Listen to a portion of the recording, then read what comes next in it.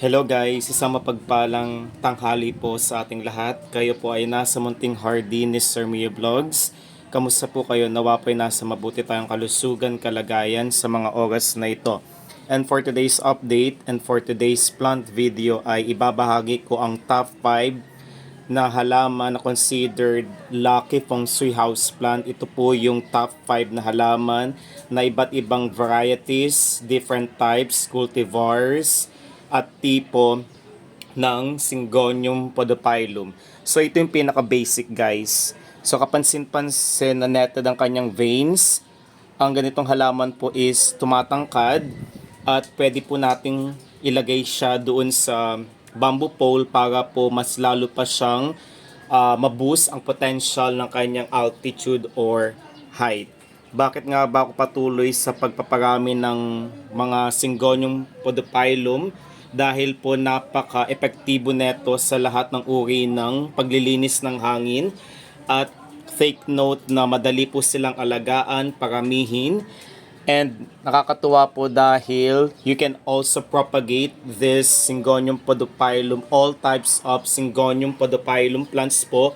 They are easily propagated by means of two mediums. Ang kadalasang ginagawa ko po is yung water propagation at yung soil propagation.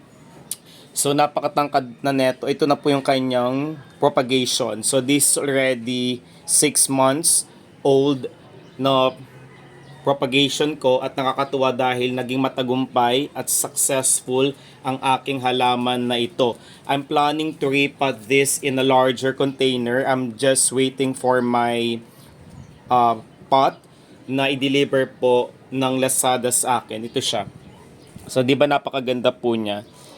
At since lucky feng shui house plant po ang mga Syngonium podophyllum, situate na dapat natin siyang ilagay doon mismo sa northeast portion. Wag na wag po tayo maglalagay ng mga halaman na ang tumbukan po ay ang west or kanluran dahil yun po ang representasyon at simbolismo ng paglubog ng araw. Dapat po doon sa pinakamaalwan, pinakamasagana at pinakamasagana at pinakamaswerteng lugar po ay yung northeast portion. Ito na siya.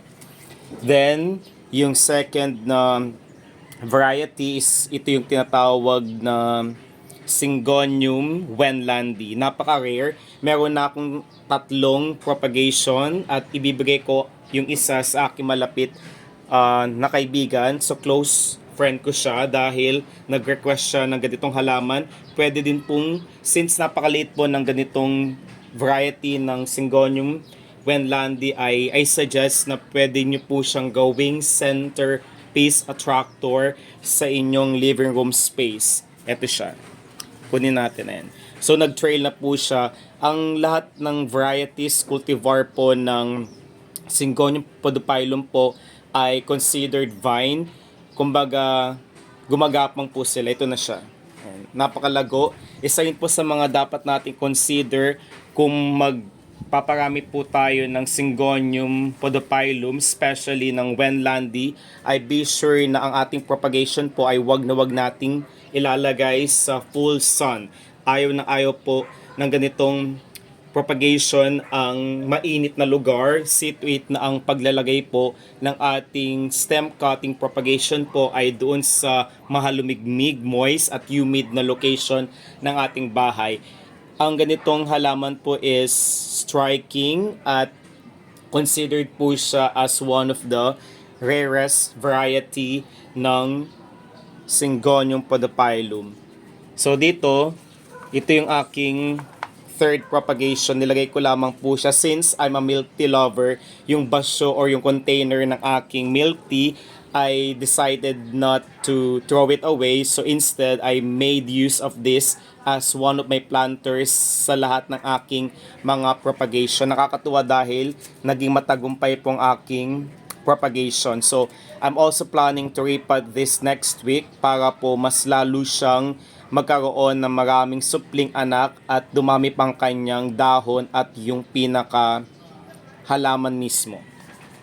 Then dito, meron din po akong Ito siya. Syngonium din po siya. Ito po yung tinatawag na moonshine syngonium.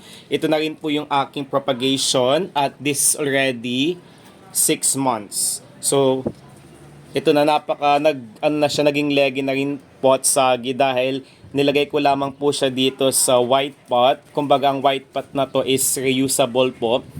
And so ang moonshine syngonium din po is napakaganda. Nag-range po ang kanyang kulay sa mint green to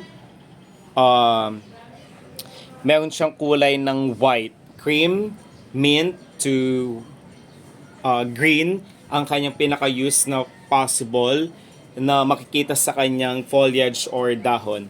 Ito siya. So since ang mga Syngonium podophyllum po is naglalabas po sila ng ugat doon sa mismong pinaka ilalim ng stem, ay see to it na yung mga dried leaves.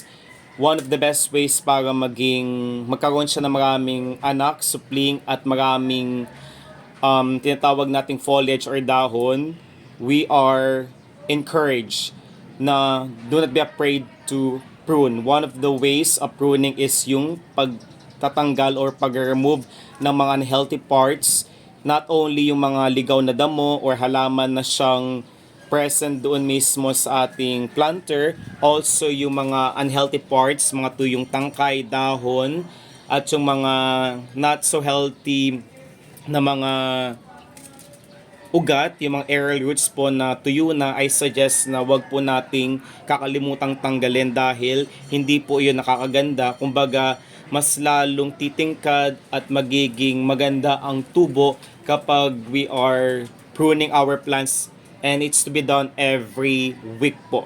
So napakaganda ng kanyang kulay.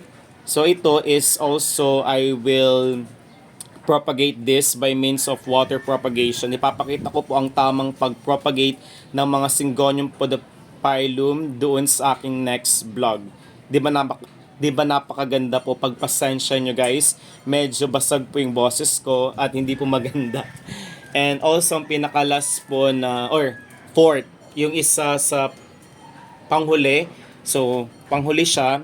Isa sa mga panghuli po is yung gold allusion na ating Syngonium podophyllum. Ito siya, napakaganda. I also propagated this by means of stem cutting and I made use of the soil propagation. Itong aking gold allusion po is already 3 months old. Di ba napakaganda po? Ayan siya. Papakita ko po yung kanyang pinaka feature. So, ang ganitong gold allusion po is naglalabas po or nagbibigay sa atin ng malalapad na dahon. Ang ganitong halaman po is napakagandang ilagay if you're trying to match this with all other common types of house plants na considered lucky feng shui house plants or Vashto house plant, ay tunay na maningning ang ganitong halaman.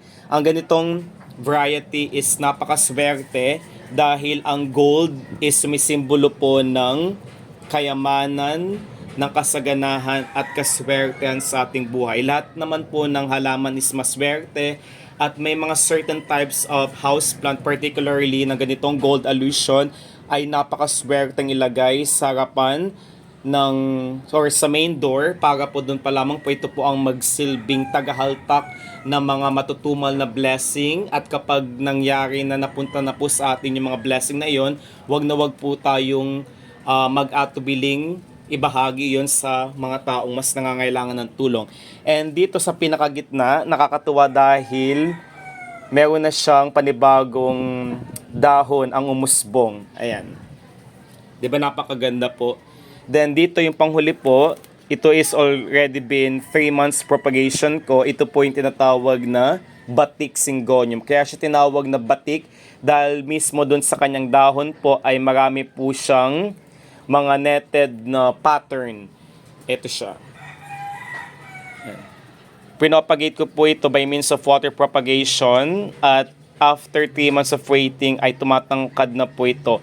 And I'm also trying my very best to repot this in a large container. Mas lalong uusbong, tatangkad, magiging masagana at healthy looking ang ating mga halaman na Syngonium podophyllum dahil gustong gusto po nila ang isang espasyo na may or lugar na may malawak na espasyo or spaces dahil po tumatangkad sila at lumalaki po ang dahon in particular. And kaya hindi po ito tumatangkad pa dahil hindi ko po siya nailipat pa sa larger container. So ito po yung top 5 na Syngonium podophyllum plants na siyang tutulong po sa atin para po mabago ang daloy ng mga energies. Yung sila po ay may kakayahan po, one of the top 10 house plants na siyang very responsible, effective in filtering and purifying the air in our workplace, study table, sa ating business, sa bedroom, sa bathroom, and particularly rin po napakamaswerteng part ng ating bahay ay yung salad dahil doon po natin wini-welcome ang ating mga panauhin. And I hope na nakatulong po or nakakuha po kayo ng mga relevant at significant information about the usage ng ganitong halaman na tinatawag na Syngonium podophyllum. Maraming salamat guys sa walang sawang pagmamahal at suporta. Ingat po tayong lahat. Naway sa lahat ng bagay, ang Diyos ay laging papurihan. Ingat po tayong lahat. Paalam guys.